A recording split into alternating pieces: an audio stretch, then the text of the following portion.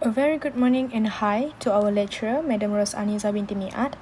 So, this project is conducted by our group, which is group number 1, and my name is Felicia Miana Marcos. My team members are Nuri Rafika binti Nazri, Hanilana Isha binti Hashanal, and Archilis Glaiza Ana Sydney.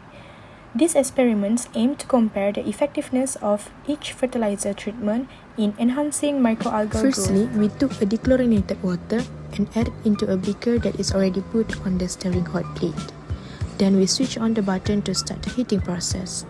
While waiting for the water to boil, we reset the digital scale and measured 30 grams of marine salt.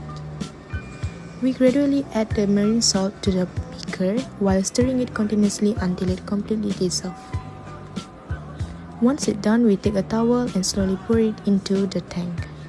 After done of everything, we ensure all the tools and beaker that we use to be clean. Moreover, for randomization and labeling, we started by labeling all the Archaea as T1A, T2A, T3A, and so on. 3 treatments were used, with replicates included to obtain more accurate results. Each treatment used a different type of fertilizer. However, the same algae were used across all treatments. The treatments were placed in a different position rather than in a single row to ensure that each treatment had an equal chance of occupying in any position. This randomization increased the validity and reliability of the result by ensuring fair distribution and minimizing bias among all the treatments.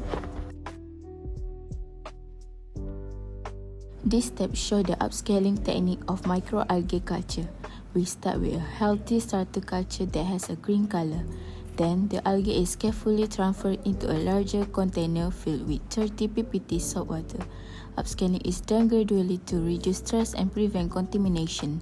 Aeration and light are provided to support photosynthesis and growth. Successful upscaling can be seen when the culture becomes greener and more concentrated.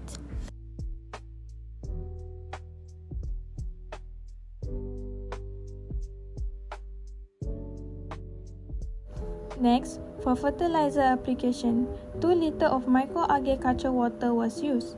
For treatment 1 ABC, 100% NPK fertilizer was applied at the mean volume of 4 ml.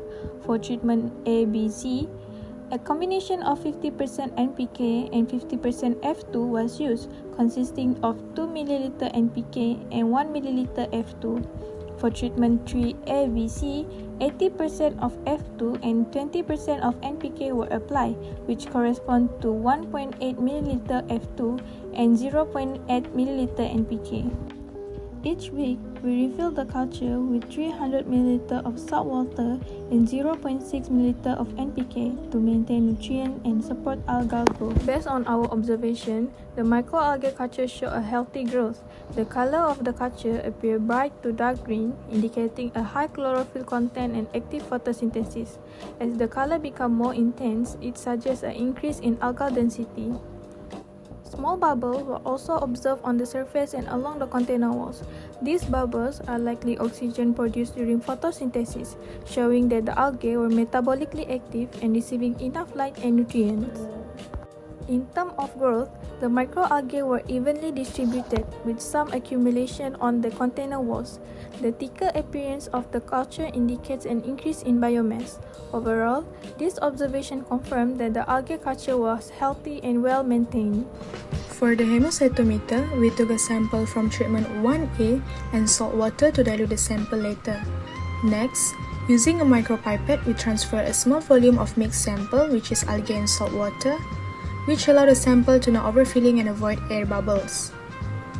Then we cover the hemocytometer with a cover slip and put it on the microscope using low power first, then adjust it until we clearly see the cells and grid lines. Once it's found, we choose the specific squares to count, which involve 5 squares including the center. For the cell counting part, we need to count cells that touching the top and left lines only to avoid double counting. Lastly, we wrote down the number of the cells counted in each square and calculated the average cell count using a formula to convert the average count into cell density, which is average cells per ml equal to total cells counted times dilution factor times 10,000 divided into number of squares counted. In this Initially, we prepare the microalgae sample by gently mixing and pouring it into a clean cuvette and make sure there is no bubble air. Next, the cuvette is wiped with tissue to remove fingerprint and placed into the spectrophotometer in the correct position. We then press the calibrate button, then record the absorbance value shown on the screen, but in this case we get too high concentrated. Therefore, dilution is needed to ensure the reading fall in accurate range. To dilute the sample, we use ratio 1 to 10 dilution. We add 1 ml of microalgae sample into 9 ml of clean seawater.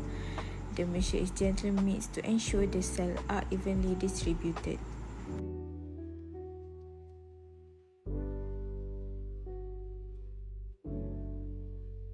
Then we repeat the first step, that is put the sample into the cuvette and press the calibrate button.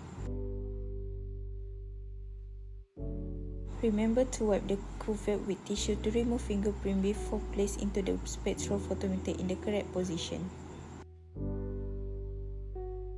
Finally, the absorbance value is recorded in our data table, which is the first one is 0.865, secondly is 0.587, and last one is 0.856. To record the data, we use Microsoft Excel and create a table. The treatment were highlighted in different colors. Green represents treatment 1, which use purely NPK. Red represents treatment 2, which use half NPK and half phosphorus. And yellow represents treatment 3, which use 80% phosphorus combined with 20% NPK. We recorded the data every week, and the values were expressed in millions by multiplying it by 10 to the power of 6. After recording the data for each replications, we calculate the average for each treatment.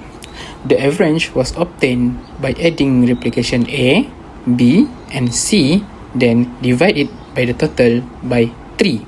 This provided the average cell count for each treatment.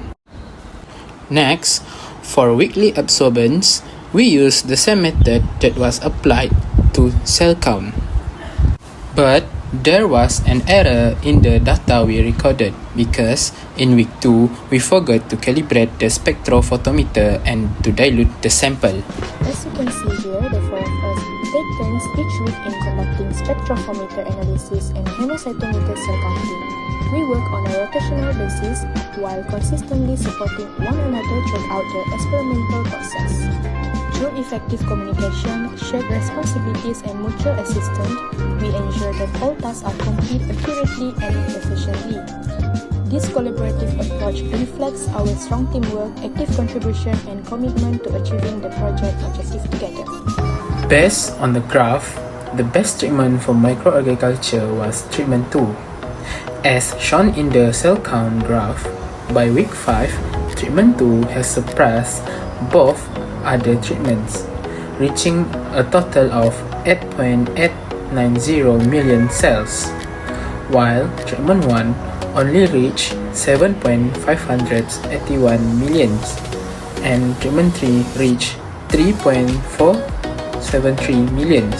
In addition, the graph for treatment 2 displayed a steady phase without a sudden drop in performance observed in treatment 3.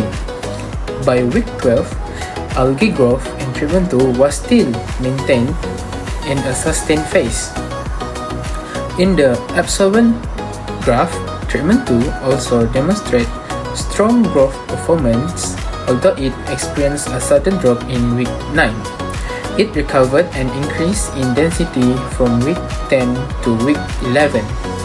Furthermore, in treatment 2 showed consistent algae growth, unlike treatment 1 and 3, which frequently exhibit drops in density.